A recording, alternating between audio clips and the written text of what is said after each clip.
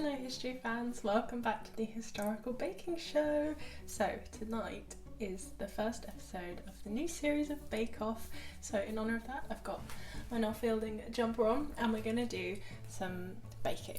Now usually in this series I do like a historical recipe and we talk about that whilst we do it. But today I don't really fancy there's lots of cake recipes from like Roman, Tudor, Stuart, Victorian eras, but I just really fancy the old tray bakes you used to get in school because they keep popping up on my TikTok and I just really fancy that. So we're going to make an old school vanilla cake and we're going to talk about the history of cake. So it is still a historical video, never fear.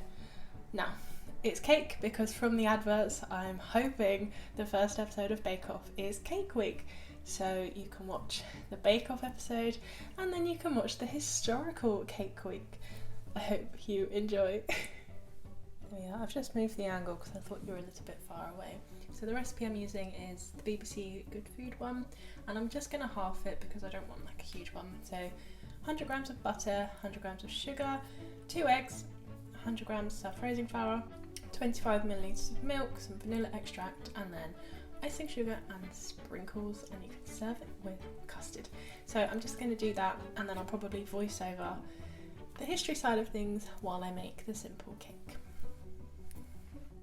Now I don't really know what I was going on about in the introduction because I just couldn't be bothered to go and get the ingredients to make a historical cake. So because this isn't a history cake, I'm just going to speed up the process because the more interesting part is what we're talking about today. So the history of cake.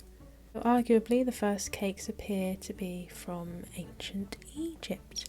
Now they had round, flat, unleavened breads that were cooked on a hot stone. And back then the difference between cake and bread was just not really a known thing, whereas now obviously one is sweeter and considered a dessert and one is a staple diet food. The word cake has Viking origins as an Old Norse word kaka. The ancient Greeks called them plakaos, deriving from the word for flat, which is plakoios, Plakoeis. This was baked using flour, eggs, milk, nuts and honey, and they had satura, which is a heavy flat cake. They even baked half-moon shaped bread sweetened with honey to symbolise the moon, and they then topped them with candles to please the goddess Artemis. These kind of classical civilizations seem to have cakes for celebrations long before Europe does, who was still just baking sort of ground grains. So the Roman occupation of Britain brings along these sweet treats, but they're lost pretty soon after the Romans leave again. During the Roman period, the word for cake becomes placenta, apparently, deriving further from the Greek, so it's probably placenta. Maybe? I don't know. And it was a baked good that was baked on a pastry base or in a pastry case. Bread dough was also enriched with butter, eggs and honey, ultimately producing a sweet baked good similar to cake. And Ovid, the Latin poet, in his first book, Trista, tells us about his brother's birthday party and birthday cake. Early English cakes were also essentially just bread recipes. The main difference between a bread or cake was the round flat shape and cooking method of turning cakes over whilst they cooked. In the 15th century in Germany we have the first seemingly modern birthday celebrations of children's cakes and topping them with a candle for each year and making a wish whilst blowing them out. And then in Spain during the Renaissance we have the origins of sponge cakes using beaten eggs.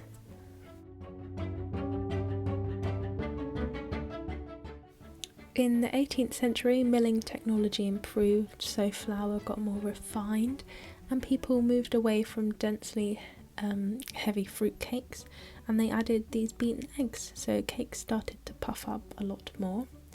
And we also have an increase in sugar and people could have ovens in their homes. So we also have more social events where cake is being eaten, like tea time. Going for tea time is apparently invented, and cake just becomes a part of leisure activities. And the camera's going to fall, give us a cheeky wave. There we go. So jumping forward in the history timeline a bit now. In the Great Depression there was a huge surplus of molasses apparently, and also the need to provide lots of easily made food for all the people who were struggling, and this meant that the first line of cakes in boxes came about. And one company even patented, oh my god, sorry. They patented a cake bread mix, meaning that a cake became a mass-produced good as well as just a baker's special. And wow, oh my god, check out that transition. Okay, that was a thumbs down because it's really thin. They're the little crispy edges I cut off. They were quite nice to dip in the rest of the icing. Oh, well, wait for it to cool. There's my childish tea for a childish cake. Yeah, so I don't know why I thought halving the recipe would give me a smaller one. It just gave me a thinner one.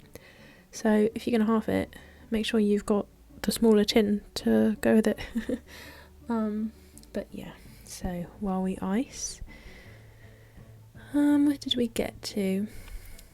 So the last little bit is that the post-war boom in America marketed the ease of these cake mixes in a box to housewives, especially the company General Mills.